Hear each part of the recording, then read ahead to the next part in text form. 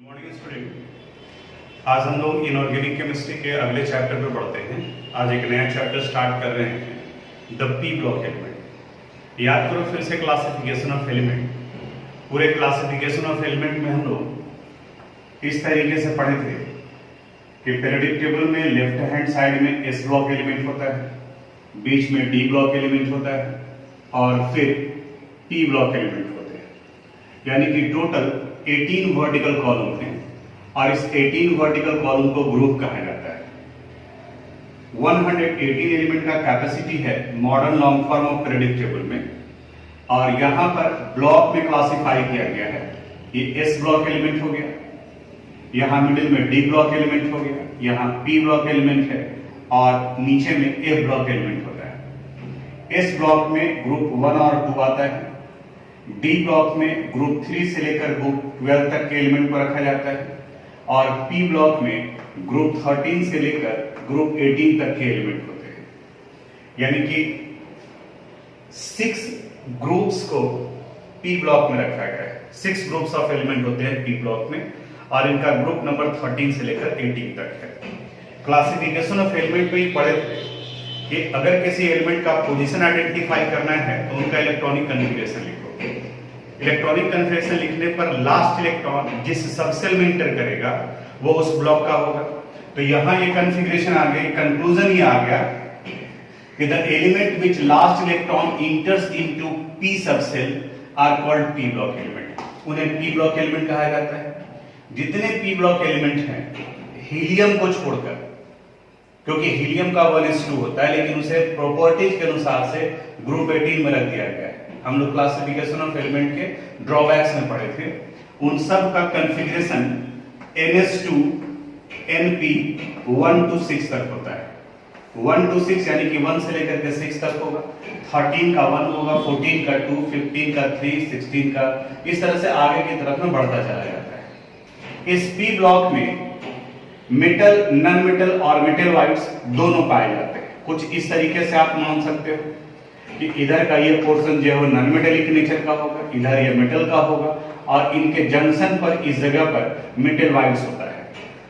Metal, non metal और मेटलवाइड्स ये classify किया गया है उस एलिमेंट के एटम के प्रॉपर्टीज के अनुसार से। जिस एलिमेंट के एटम में इलेक्ट्रॉन लूज करने का टेंडेंसी है, यानी जो इलेक्ट्रॉन लूज करते हैं उन्हें मेटल कहा जाता है। जिस एटम में इलेक्ट्रॉन गेन करने का टेंडेंसी है उन्हें नॉन मेटल कहा जाता है।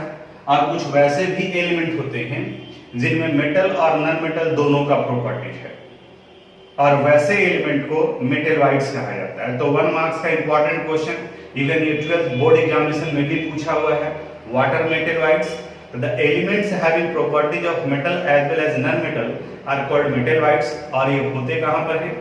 मेटलवाइड्स पी ब्लॉक में पाया जाता है at the junction of non metal and metal, क्योंकि सडन प्रॉपर्टी चेंज नहीं करता है। आप पढ़े हैं कि टॉप टू बॉटम जाने पर मेटेलिक कैरेक्टर इंक्रीज करता है तो नॉन मेटेलिक कैरेक्टर डिक्रीज करेगा।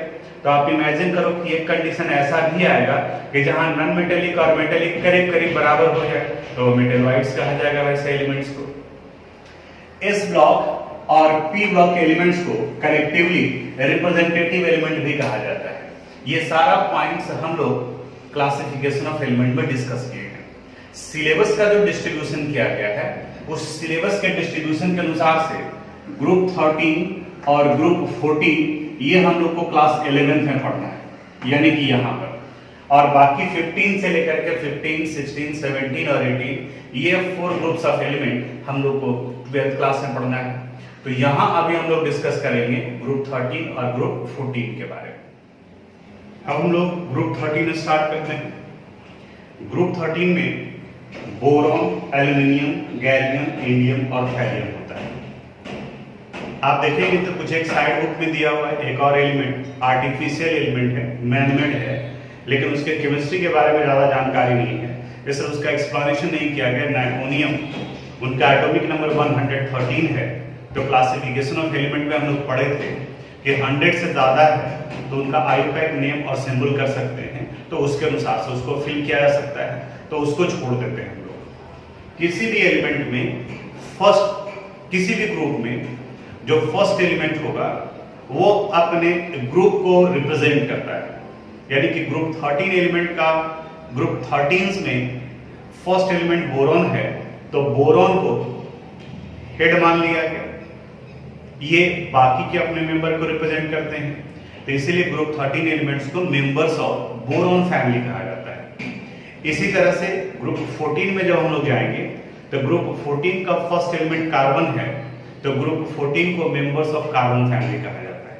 तो ग्रुप 13 को मेंबर्स ऑफ बोरॉन फैमिली कहा गया because boron is the first element of group 13। Group 13 का सबसे पहला एलिमेंट है इस वजह से। अब इसके बाद में बोरॉन, एल्यूमिनियम, गैलियम, इंडियम और थैलियम इनके ऑकरेंस के बारे में वो पीडीएफ में हम लिख दिए हैं, कौन कौन से एलिमेंट हैं, उनका क्या ऑकरेंस है, किस फॉर्म में पाए जाते हैं। तो बोरॉन जनरली बोरैक्स के फॉर्म में पाया जाता है, ऑर्थोबोरिक्स के फॉर्म में पाया जाता है, ऑर्थोबोरिक एसिड के फॉर्म में। एल्यूमिनियम में मेन ध्यान देना है, aluminium is the most abundant metal, यानी कि अर्थ क्रस्ट में अगर कोई मेटल सबसे ज्यादा अमाउंट में पाया जाता है तो वह एल्यूमिनियम है। और एलिमेंट अगर कहा गया तो उस कंडीशंस में ये थर्ड मोस्ट अबंडेंट एलिमेंट है, क्योंकि मॉडर्न पीरियोडिक टेबल में भी अगर आप पढ़े होंगे तो वहां पर भी और जानते भी होंगे सबसे ज्यादा ऑक्सीजन होता है, फिर सिलिकॉन का नंबर आता है, फिर एल्यूमिनियम का नंबर आता है। तो मोस्ट अबंडेंट एलिमेंट में ऑक्सीजन आया, silicon is the second most abundant element and aluminium is the third most abundant element. लेकिन ये ऑक्सीजन और सिलिकॉन ये दोनों नॉन मेटेलिक एलिमेंट है, यानी कि ये नॉन मेटल। तो अगर मेटल पूछा जाए तो एल्यूमिनियम होगा और एलिमेंट में पूछा जाए तो उस कंडीशन में ये थर्ड पोजीशन पर आते हैं। कंबाइंड फॉर्म में पाया जाता है। इसका मेन इंपॉर्टेंट और बॉक्साइट है और इनके अलावा एक क्रायोलाइट के फॉर्म में भी पाया जाता है। गैलियम, इंडियम और थैलियम ये ट्रेस अमाउंट में in the form of various compounds पाए जाते हैं। यानी कि मेन यहाँ पर आपको ऑकरेंस में बोरॉन और एल्यूमिनियम के बारे में ध्यान देना है। अब इसके बाद इसके जनरल फिजिकल प्रॉपर्टीज पर आते हैं। अगर इलेक्ट्रॉनिक कॉन्फ़िगरेशन कहा जाए तो p ब्लॉक एलिमेंट का कॉन्फ़िगरेशन होता है NH2 Np126, लेकिन ग्रुप 13 के जितने सारे एलिमेंट देखोगे तो सबके लास्ट में P1 P1 P1 है, यानी कि इनका जनरल इलेक्ट्रॉनिक कॉन्फ़िगरेशन होता है NH2 Np1। सब में देखो यहाँ 2p 3p 3s 4p1 यहाँ 4s 5s2 5p1 6s2 6p1 यानी कि ns को है। बाकी के जनरल ट्रेंड को तो ये फॉलो करता ही है, लेकिन कुछ एक जगह पर यहाँ एक्सेप्शनल पार्ट भी आता है और एक्सेप्शन इनके इलेक्ट्रॉनिक कॉन्फ़िगरेशन में छुपा हुआ है और आपको जो मेन ध्यान देना है वो उसी जगह पर ध्यान देना है। अब इसको थोड़ा समझोगे ध्यान से इस वाले पोर्शन को। अगर इलेक्ट्रॉनिक कॉन्फ़िगरेशन को आप देखो तो 2s के बाद इलेक्ट्रॉन 2p में गया, 3s के बाद 3p में गया, यानी कि ये बिल्कुल सेम ट्रेंड को फॉलो कर रहा है। लेकिन जैसे ही एल्यूमिनियम से गैलियम में जाते हैं तो 4s और 4p के बीच में 3d आ गया। आप प्रिंसिपल का सीक्वेंस याद करो, अगर याद नहीं आ रहा है तो आप एटॉमिक स्ट्रक्चर के इलेक्ट्रॉनिक कॉन्फ़िगरेशन वाले पोर्शन में जाइए और फिर वहां देखोगे कि इलेक्ट्रॉन 4s के बाद में 3d में इंटर करता है। फिर अगर गैलियम और इंडियम को देखें तो 4s 3d 4p, यहाँ भी s d और p आ गया, लेकिन फिर जैसे ही इंटर करते हैं तो यहाँ पर f एक एक्स्ट्रा आ गया। तो जहां जहां पर एक्स्ट्रा आया है उनमें अपने पहले वाले एलिमेंट के कंपैरिजन में इनका प्रॉपर्टीज डिफर करता है। जैसे टॉप टू बॉटम जाने पर अगर हम लोग एटॉमिक साइज को देखें तो टॉप टू बॉटम जाने पर एटॉमिक साइज इंक्रीज करता है, यानी कि बोरॉन से बड़ा साइज होना चाहिए एल्यूमिनियम का, एल्यूमिनियम से बड़ा साइज होना चाहिए गैलियम का, गैलियम से बड़ा साइज होना चाहिए इंडियम का और इससे बड़ा साइज होना चाहिए थैलियम का। बोरॉन, एल्यूमिनियम, गैलियम, इंडियम और थैलियम। लेकिन जब रियलिटी देखोगे तो उस कंडीशन में यहां पर ये एक्सेप्शन आता है, एल्यूमिनियम का साइज बड़ा हो जाता है इन कंपैरिजन टू गैलियम, या कह सकते हो कि गैलियम का एक्सेप्शनली साइज छोटा हो जाता है एल्यूमिनियम से। उसी तरह से यहां भी एबनॉर्मलिटी मिलेगी। डाटा याद नहीं करना इसलिए हम लिखे नहीं है। अगर आप देखोगे तो गैलियम और इंडियम में जितने का वेरिएशन है, इंडियम और थैलियम में जाने पर वो वेरिएशन घट जाता है, यानी कि मार्जिन जो बहुत कम का है। वैल्यू देखना टेबुलर फॉर्म में एनसीईआरटी में दिया हुआ है।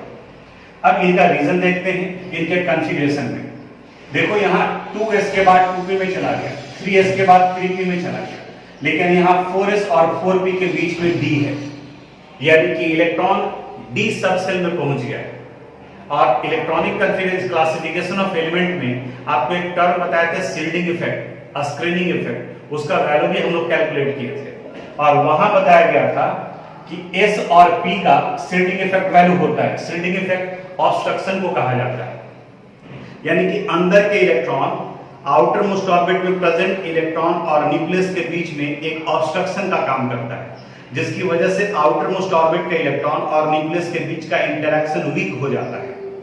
अब अगर किसी का शील्डिंग इफेक्ट पुअर हो गया, यानी कि उसके रोकने का, यहाँ ये इलेक्ट्रॉन है और इस जगह पर न्यूक्लियस है और इनके अंदर में इलेक्ट्रॉन प्रेजेंट है जो शील्ड का काम करता है, तो अगर इनका स्ट्रॉन्ग शील्डिंग इफेक्ट है तो इनके बीच का इंटरेक्शन वैल्यू वीक होगा, यानी साइज बड़ा होगा।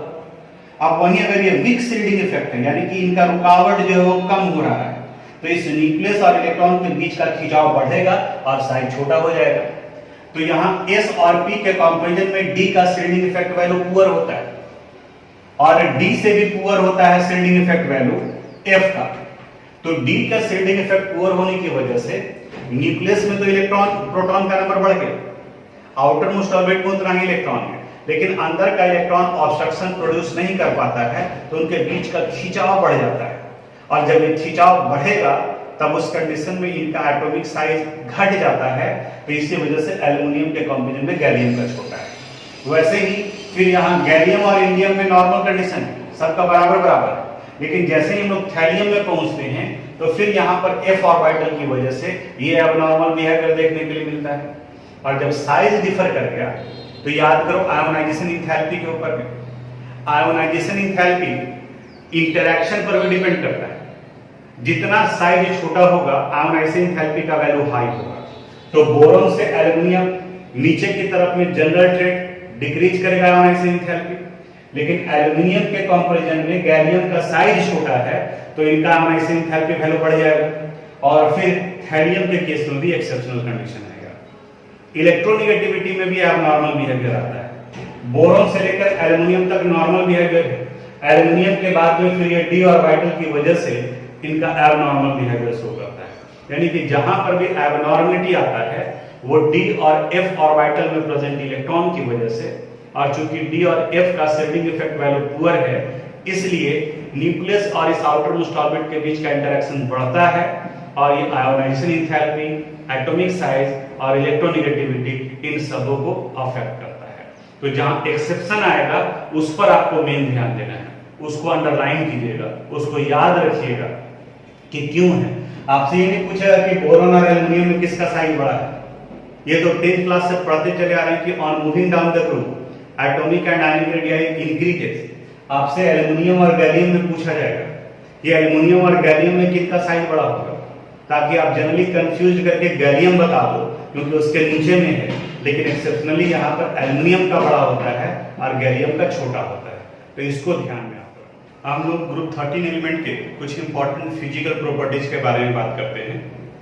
जैसे पहले भी हम लोग डिस्कस किए हैं कि फर्स्ट मेंबर का प्रॉपर्टी बाकी के रेस्ट मेंबर के प्रॉपर्टी से डिफर करता है और उस डिफरेंट प्रॉपर्टीज को एनोमेलस प्रॉपर्टीज कहते हैं। यहां पर भी ग्रुप 13 एलिमेंट्स ये सब के सब सॉफ्ट मेटल होते हैं विथ लो मेल्टिंग पॉइंट, इनका मेल्टिंग पॉइंट वैल्यू कम होता है। लेकिन बोरॉन ये हार्ड नॉन मेटेलिक एलिमेंट है, यानी कि नॉन मेटल है और ये हार्ड होता है, तब बाकी के मेंबर के कंपैरिजन में इनका प्रॉपर्टी ये डिफर किया। दूसरा इंपॉर्टेंट पॉइंट ये ध्यान देना है वो गैलियम से रिलेटेड। यहां ये गैलियम रूम टेम्परेचर पर ये लिक्विड फॉर्म में पाया जाता है, बट ओनली इन समर।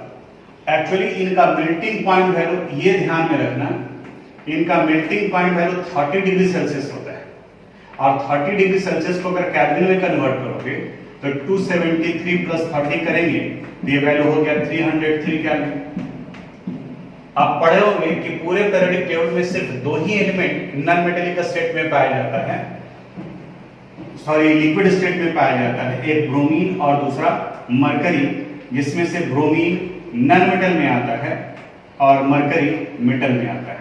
सिर्फ इन्हीं दो को माना जाता है। गैलियम को लिक्विड फॉर्म में नहीं माना जाता है क्योंकि रूम टेम्परेचर पर जो जिस स्टेट में एग्जिस्ट करेगा, और रूम टेम्परेचर का वैल्यू हम लोग नॉर्मल कंडीशन में 25 डिग्री सेल्सियस लेते हैं हम लोग पढ़े एनटीपी स्टेट्स ऑफ मैटर में, तो 25 पर जो जिस फॉर्म में पाया जाएगा, तो देखो इनका मेल्टिंग पॉइंट 30 डिग्री सेल्सियस है, तो 25 डिग्री सेल्सियस पर तो ये सॉलिड फॉर्म में ही पाया जाएगा, इसलिए इसे सॉलिड ही कहते हैं।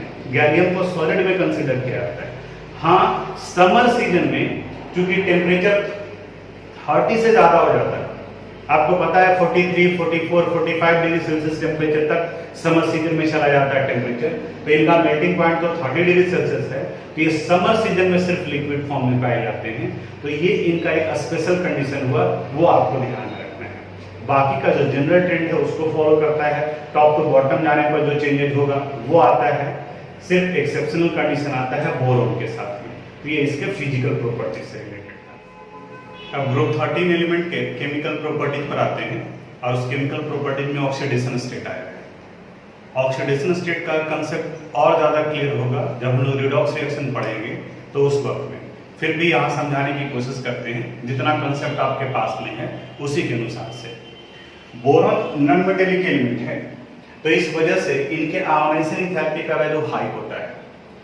जिनका आयोनाइजेशन एंथैल्पी का वैल्यू हाई होगा, यानी वो उनमें इलेक्ट्रॉन लूज करने की टेंडेंसी कम होगी, इसलिए बोरॉन जनरली कोवेलेंट कंपाउंड का फॉर्मेशन करता है, यानी कि इलेक्ट्रॉन का शेयरिंग करता है, वो इलेक्ट्रॉन लूज नहीं करते हैं, जबकि बाकी के एलिमेंट इलेक्ट्रॉन लूज करते हैं। अब इस कंडीशन में ग्रुप 13 एलिमेंट दो ऑक्सीडेशन स्टेट शो करता है, +1 भी शो करता है और +3 भी शो करता है। अब ये जरा ध्यान से समझना कि +1 कब शो करेगा और +3 कब शो करेगा।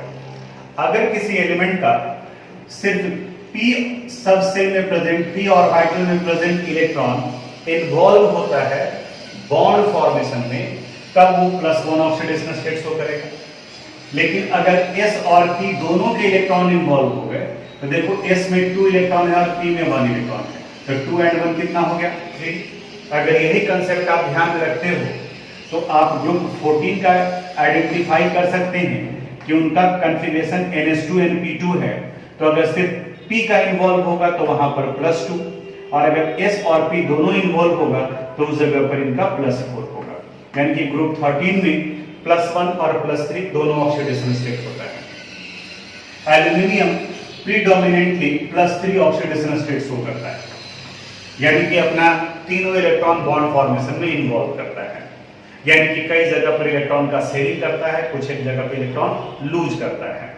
लेकिन जैसे जैसे हम लोग टॉप टू बॉटम जाएंगे, तो इनके +3 का स्टेबिलिटी डिक्रीज करता है, घटता है। अब वो क्यों घटता है उसके बारे में थोड़ा सा रीजन समझो। देखो यहाँ पर S और P, इन दोनों के बीच का एनर्जी गैप कम है, लेकिन यहाँ के S और यहाँ के P के बीच में एनर्जी गैप ज्यादा है। कैसे ज्यादा हुआ, जो थोड़ा ध्यान से देखो। यहाँ S के बाद D आया, इसका मतलब ये हुआ कि S से ज्यादा एनर्जी 3D का है और 3D से ज्यादा एनर्जी 4P का है। तो इसका मतलब ये हुआ कि इस S और P के बीच में एनर्जी गैप ज्यादा हो गया D की वजह से। उसी तरह से थैलियम के केस में देखिए, तो यहाँ ये 6S है और यहाँ ये 6P है, तो इस 6S और 6P के बीच में 4F भी चलाया और 5D भी चलाया, तो इस वजह से इनके और इनके बीच का एनर्जी गैप और ज्यादा हो गया। जैसे आप इमेजिन करो कि 9th स्टैंडर्ड और 10th स्टैंडर्ड, इनके बीच में एनर्जी गैप कम है, लेकिन अगर 7th स्टैंडर्ड और 10th स्टैंडर्ड की बात की जाए, तो वहां पर 7th और 10th के बीच में 8 और 9th आ गया, तो इनके बीच में एनर्जी गैप ज्यादा हो गया। तो आप देखते हो कि 9th और 10th के बीच में इंटरेक्शन ज्यादा होता है, फ्रेंडशिप का हो या फिर झगड़े का हो, लेकिन 7th और 10th के बीच में एनर्जी गैप ज्यादा है, तो वहां इंटरेक्शन का चांसेस कम बनता है। उसी तरह से यहां पर 6S और 6P के बीच में F और D ऑर्बिटल चले आए, तो इस D और F ऑर्बिटल की वजह से इनका इंटरेक्शन वैल्यू घटने लगता है। तो जब एनर्जी गैप बढ़ेगा, तो इनका ये S ऑर्बिटल का इलेक्ट्रॉन बॉन्ड फॉर्मेशन में पार्टिसिपेट नहीं करेगा, और अगर ये पार्टिसिपेट नहीं करेगा, तब उस कंडीशन में इनका ऑक्सीडेशन स्टेट सिर्फ कितना आ जाएगा? +1। इस S इलेक्ट्रॉन के पार्टिसिपेट नहीं करने के कंसेप्ट को, प्रोसेस को इनर्ट पेयर इफेक्ट कहा जाता है। ये एक इंपॉर्टेंट 1 मार्क्स का क्वेश्चन बनता है, what is inert pair effect. तो इनर्ट पेयर इफेक्ट आता है हायर मेंबर्स में, यानी कि टॉप टू बॉटम में। The tendency of NS2 n number को रिप्रेजेंट कर रहा है, जैसे यहां नंबर 6 है। The tendency of NS2 electron in higher members, यानी कि नीचे की तरफ, क्योंकि नीचे की तरफ में ही यहां 6s और 6p के बीच में गैप है, यहां 3s और 3p के बीच में गैप नहीं है, 2s और 2p के बीच में एनर्जी गैप ज्यादा नहीं है। तो जब ज्यादा एनर्जी गैप नहीं है तो वो इन्वॉल्व होगा, लेकिन ज्यादा एनर्जी गैप है तो उस कंडीशन में वो इन्वॉल्व नहीं होगा। तो इस इन्वॉल्व नहीं होने की टेंडेंसी को the tendency of NS2 electron to not participate in bond formation और in chemical reaction due to large energy gap is called inert pair effect. और इसकी वजह से +3 ऑक्सीडेशन स्टेट का स्टेबिलिटी टॉप टू बॉटम जाने पर decrease करता है। यानी कि अगर हमें एल्यूमिनियम और थैलियम दिया जाए और अगर ये पूछा जाए, आप देखोगे तो एनसीईआरटी में क्वेश्चन भी दिया हुआ है एल्यूमिनियम और थैलियम में, तो थैलियम का ये 3+ अनस्टेबल होगा, क्योंकि थैलियम का इनर्ट पेयर इफेक्ट की वजह से ये 6s इलेक्ट्रॉन इन्वॉल्व नहीं होंगे, तो थैलियम तुरंत रिड्यूस्ड करेगा Tl+1 में, और जो केमिकल सब्सटेंस खुद रिड्यूस करता है वो ऑक्सीडाइजिंग एजेंट के रूप में काम करता है। यानी कि एल्यूमिनियम का +3 स्टेबल होगा, थैलियम का +3 वैल्यू अनस्टेबल होगा। अगर इनके इलेक्ट्रोड पोटेंशियल वैल्यू को देखा जाए तो इनका ये माइनस में दिया हुआ है और ये प्लस में है। माइनस में एनर्जी देने का मतलब वहां वो लिबरेट कर रहा है, और स्टेबिलिटी के लिए लिबरेट करना जरूरी है, यानी कि जितना ज्यादा माइनस वैल्यू आएगा उतना ज्यादा वो एनर्जी रिलीज कर रहा है और वो स्टेबिलिटी को बताता है। जबकि थैलियम के केस में पॉजिटिव एनर्जी है इनका, उस जगह पर देखोगे तो वहां पर वैल्यू इलेक्ट्रोड पोटेंशियल का पॉजिटिव है, इसका मतलब वो एनर्जी रिलीज नहीं कर रहा है, वो एनर्जी एब्जॉर्ब कर रहा है, और अगर एनर्जी एब्जॉर्ब किया तो ये अनस्टेबिलिटी को रिप्रेजेंट करता है। तो यहां पर थैलियम का 3+ अनस्टेबल हुआ, किसकी वजह से? इनर्ट पेयर इफेक्ट की वजह से, और इस अनस्टेबिलिटी की वजह से थैलियम कन्वर्ट कर जाएगा +1 में, और जब ये +1 में कन्वर्ट किया यानी कि खुद रिड्यूस्ड हो रहा है तो दूसरे सब्सटेंस को ऑक्सीडाइज करेगा, it means they act as oxidising agent. बाकी रिडॉक्स रिएक्शन पढ़ेंगे तो और कांसेप्ट क्लियर होगा। अब यहाँ इसके रिएक्टिविटी से रिलेटेड बात करते हैं। एक जगह पर किसी एक ग्रुप का रिएक्टिविटी समझ गए हो तो बाकी सब उसका जनरल उसी तरीके से होता है, सिर्फ एक्सेप्शनल वाले पार्ट पर आपको फोकस करना है। जैसे बोरॉन एनोमलस बिहेवियर शो करता है, तो एनोमलस बिहेवियर शो करता है तो उसका प्रॉपर्टीज अलग होगा। तो ऑक्सीजन के साथ जब इनका रिएक्शन कराते हैं तो उस कंडीशन में ये M2O3 ऑक्साइड का फॉर्मेशन करते हैं। M एलिमेंट को डाल दो, अगर एल्यूमिनियम को डालते हैं तो Al2O3 हो जाएगा। बोरॉन हाई आयोनाइजेशन एंथैल्पी की वजह से, एनोमलस बिहेवियर की वजह से रेडियली ऑक्सीजन से रिएक्ट नहीं करता है। एल्यूमिनियम का ऑक्साइड Al2O3 ये प्रोटेक्टिव लेयर के रूप में काम करता है, यानी कि एल्यूमिनियम रेडियली ऑक्सीजन के साथ कंबाइन करता है, रिएक्टिव मेटल है, लेकिन जैसे ही एक थिन लेयर का फॉर्मेशन होता है इसके सरफेस पर तो बाकी के रिएक्शन को ये रोक देता है। अब वैसे कंडीशन में इनके रिएक्टिविटी को बढ़ाने के लिए हमें टेम्परेचर देना पड़ता है, तो जब टेम्परेचर देंगे तो ऑक्साइड का फॉर्मेशन करेगा। बोरॉन, इसके नीचे में एल्यूमिनियम है, तो बोरॉन नॉन मेटेलिक एलिमेंट होने की वजह से नॉन मेटेलिक ऑक्साइड का फॉर्मेशन करेगा। Non metallic oxide acidic nature का होता है। टॉप टू बॉटम जाने पर नॉन मेटेलिक कैरेक्टर डिक्रीज करता है और मेटेलिक कैरेक्टर इंक्रीज करेगा।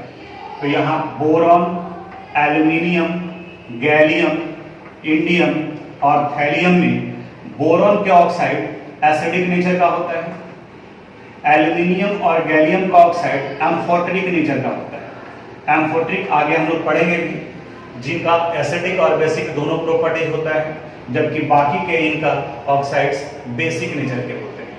तो ये जनरल ट्रेंड के अनुसार से होता है। अब इसके बाद में जब वाटर के साथ रिएक्ट करेंगे तो कॉरस्पॉन्डिंग हाइड्रोक्साइड का फॉर्मेशन करेगा, और हेलोजन के साथ रिएक्शन कराएंगे तो कॉरस्पॉन्डिंग हैलाइड का फॉर्मेशन करेगा। इसमें कुछ एक्सेप्शनल पार्ट नहीं है, सिर्फ रिएक्टिविटी एल्यूमिनियम का प्रोटेक्टिव ऑक्साइड लेयर की वजह से रिड्यूस कर जाता है, वो सिर्फ यहाँ पर अलग आया, तो उसको ध्यान में रखिएगा। बोरॉन जो फर्स्ट एलिमेंट है उसका प्रॉपर्टीज बाकी के रेस्ट मेंबर के प्रॉपर्टी से डिफर करता है। एल्यूमिनियम का एक और इंपॉर्टेंट केमिकल प्रॉपर्टीज में आता है इट्स एम्फोटेरिक नेचर। एम्फोटेरिक अभी बात की हम लोग, which had acidic as well as basic properties. यहाँ देखो फर्स्ट वाले इक्वेशन में एल्यूमिनियम एसिड के साथ रिएक्ट कर एल्यूमिनियम क्लोराइड यानी कि साल्ट का फॉर्मेशन कर रहा है और साथ में हाइड्रोजन गैस लिबरेट कर रहा है। एल्यूमिनियम दूसरे इक्वेशन में बेस के साथ रिएक्ट कर साल्ट का फॉर्मेशन कर रहा है। ये कोऑर्डिनेशन कंपाउंड है, 12th क्लास में पढ़ोगे इसके बारे में। ये साल्ट का फॉर्मेशन कर रहा है और हाइड्रोजन लिबरेट कर रहा है। आप पढ़े होंगे कि एसिड और बेस रिएक्ट कर साल्ट बनाते हैं, तो यहां पर इस साल्ट का फॉर्मेशन एसिड HCl है, इसका मतलब ये इसके बेसिक बिहेवियर को शो कर रहा है, क्योंकि जब ये एल्यूमिनियम बेस होगा तभी एसिड के साथ रिएक्ट कर साल्ट बनाएगा। दूसरे वाले इक्वेशन में एल्यूमिनियम का बेस से रिएक्शन कराएगा और ये साल्ट का फॉर्मेशन करता है, ये इसके एसिडिक बिहेवियर को शो करता है। तो अब ये दोनों को अगर मिलाओगे तो एल्यूमिनियम एसिड के साथ भी साल्ट बना रहा है, एल्यूमिनियम बेस के साथ भी साल्ट का फॉर्मेशन कर रहा है। इसका मतलब एल्यूमिनियम में बेसिक और एसिडिक दोनों प्रॉपर्टीज है, और वैसे एलिमेंट जिनमें बेसिक और एसिडिक दोनों प्रॉपर्टीज हो, वो एलिमेंट हो या केमिकल सब्सटेंस हो, कंपाउंड हो, मॉलिक्यूल हो, उन्हें एम्फोटेरिक सब्सटेंस कहा जाता है। ये इनके एम्फोटेरिक बिहेवियर को शो कर रहा है। एम्फोटेरिक के बारे में डेफिनेशन इक्विलिब्रियम वाले पार्ट में बताएंगे, वहां पर various concept of acid and base के बारे में है, वो बात करेंगे हम लोग। अब इसके बाद में बोरॉन का एनोमेलस प्रॉपर्टीज अभी तक हम लोग डिस्कस करते आ रहे हैं कि फर्स्ट मेंबर बोरॉन है, इनका प्रॉपर्टीज बाकी के एलिमेंट से डिफर करेगा। 2-3 पॉइंट तो हम लोग वहां पर भी देख लिए कि बोरॉन +3 ऑक्सीडेशन स्टेट शो नहीं करता है, इनका आयोनाइजेशन एंथैल्पी वैल्यू हाई होता है, ग्रुप 13 एलिमेंट सॉफ्ट एलिमेंट में आते हैं, जबकि बोरॉन हार्ड एलिमेंट में आता है और इनके मेल्टिंग पॉइंट का वैल्यू भी हाई है। इनमें वैकेंट डी ऑर्बिटल नहीं है, इसकी वजह से अपने कोवैलेंसी को एक्सटेंड नहीं कर सकता है, यानी कि आगे डी में इलेक्ट्रॉन नहीं शिफ्ट कर सकता है, किसी से वो गेन भी नहीं कर सकता है।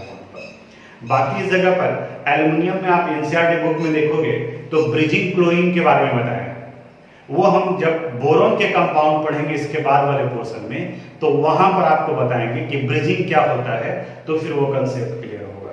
तो आज यहीं तक, चूंकि थ्योरेटिकल पार्ट चल रहा है, इनऑर्गेनिक है, तो थ्योरी में बहुत ज्यादा लिखवा देंगे तो बोरिंग हो जाएगा।